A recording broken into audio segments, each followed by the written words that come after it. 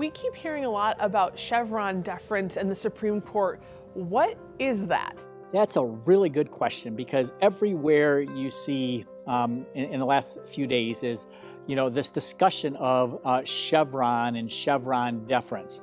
Well, to answer that question, we need to first go to the U.S. Constitution. And in the Constitution, it says that all legislative powers herein belong to the Congress. And then it specifically enumerates the powers that Congress has with regard to their lawmaking powers.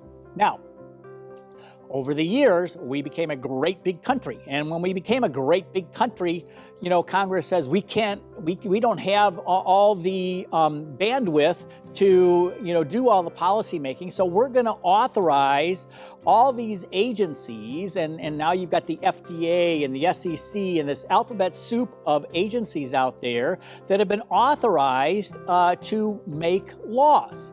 And here's the problem with that. Nobody elected those agencies. They, at the end of 2 years or at the end of 6 years, unlike Congress, don't have to be held accountable for the lawmaking they do. And here's the other problem that goes along with this idea that we're going to, in the Congress, say we're going to delegate our lawmaking to these agencies. Well, these agencies make the rules, they do the lawmaking, so they've got a lawmaking function.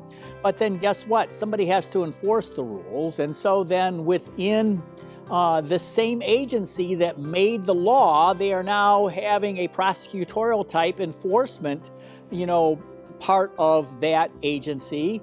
And then just to really mess with our idea of separation of powers within that same agency, then that law that was made by this agency is being enforced by this agency is now adjudicated by an adjudicatory, function within the same agency. And again, nobody within the agency is politically accountable to anybody. And we are a constitutional republic. That means we are a representative form of government, and therefore our people, we the people, through our representatives, that's where the law is supposed to be made. And then in the executive branch, that's where the law is supposed to be enforced. And then when we get to the judicial branch, that's where cases and controversies arising under these laws are to be decided. Back to your very, very good question of what's this Chevron deference. Many, many years ago, there was this case. It was called the Chevron case. And what the Supreme Court decided in that case was that when all of these agencies are making rules and deciding disputes within their lawmaking and rulemaking process, that if anybody ever challenged one of those laws or rules in a federal court, the federal judge presiding over that case would have to defer to the agency's fact-finding. Wow, think about that. And you can imagine just exactly what happened. All these agencies then started using that fact-finding process to steer the way the case would go. And so even if challenged, it made it very, very difficult to overturn the public policy that was made by a politically unaccountable agency.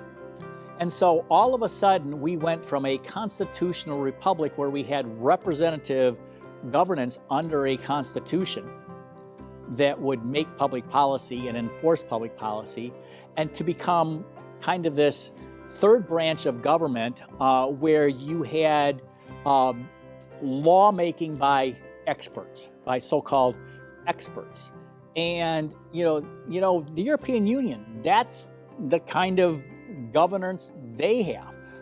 But we have a constitutional republic. And what the Supreme Court recently did is overturned and reversed this Chevron deference and said, look, we've got a constitution. What the Constitution says matters. And the Constitution says the legislature should be making the law, the executive branch should be enforcing the law, and when there's a case in controversy to be decided under the law, the courts are to resolve those disputes.